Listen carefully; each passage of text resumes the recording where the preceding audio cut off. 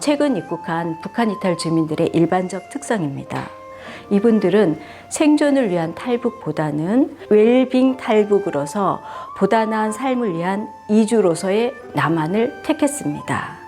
또 평양 출신과 고학력 엘리트 계층의 입국이 늘어났고 중국 등 제3국 출생 자녀와 동반 입국하는 경향이 늘어나고 있습니다.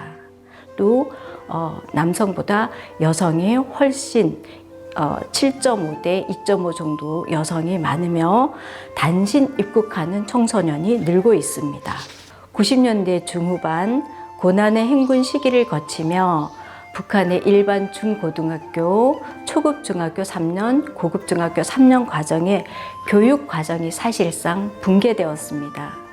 또한 1고등 중학교를 제외한 지방일수록 학력 저하가 심각했으며 탈북 과정에서 교육 기회를 차단당해 학력 결손이 심각한 상황입니다. 남북한의 교육의 질적 수준 격차로 인해서 북한에서의 학력과 경력을 연계한 진로 설계가 곤란했습니다. 북한에서의 교사 경력은 인정받을 수 없었고 의사 자격도 의사고시 준비를 별도로 해야 돼서 자격시험을 취득해야 되는 상황입니다. 또 북한의 예체능 계열 출신 같은 경우는 전공 외에 기초학문적인 소양이 부족하였으며 예체능 표현 기법도 우리와 달랐습니다. 태권도 품새, 자세도 많이 다르며 성악 발성 역시 차이를 보였습니다. 또한 창의 융합적인 사고와 논리적 글쓰기는 아주 미숙했는데요. 북한에서 시험을 본다면은 객관식은 전혀 없고 주관식이지만 정해진 답을 외워서 쓰는 글쓰기였습니다. 북한 이탈 주민들은 북한에서의 출신 지역과 학력, 경력에 따라서 남한에 적응하는 격차도 달랐습니다. 또한 탈북 과정과 탈북 기간, 탈북 과정에서의 경험이 적응하는 데에 중요한 변수였고요.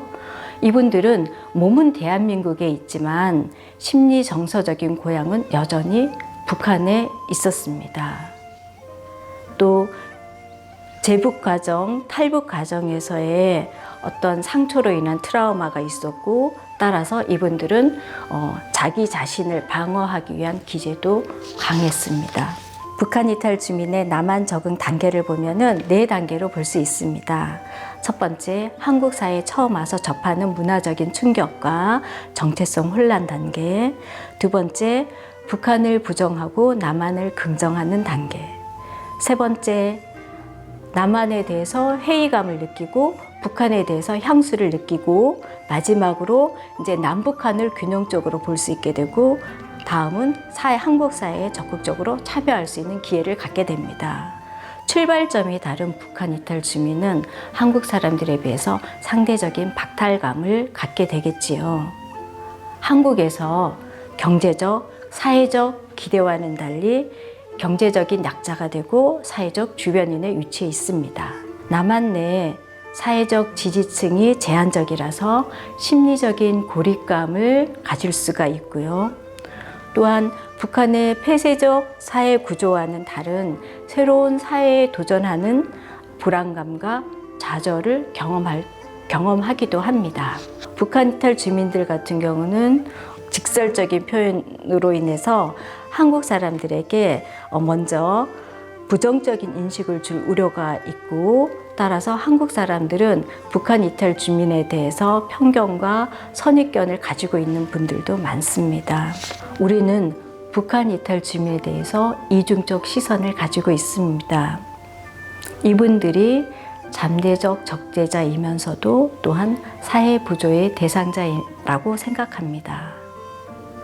이분들은 대한민국에 입국한 이상 주민등록번호를 부여받은 헌법상 대한민국 국적의 사회 구성원입니다. 초기 정착 과정에서의 지원은 한시적으로 따르겠지만 이후에는 이분들이 한국 사회에서 경제 활동을 같이 하는 우리의 이웃이다라는 인식 전환이 필요합니다. 이분들이 아직도 한국 사회에 있지만 북한과 연락을 하고 있고 북한에 있는 가족을 그리워하고, 따라서 이분들이 한국 사회에 잘 정착하기 위해서는 우리들의 노력이 더욱더 필요하다고 생각합니다. 대화는 목적이 아니라 소통하기 위한 수단이어야 합니다. 대화 소통을 통해서 서로를 이해하게 되고, 그럼으로써 남북 간의 평화가 정착이 되고 민족 통일의 길로 갈 수 있습니다.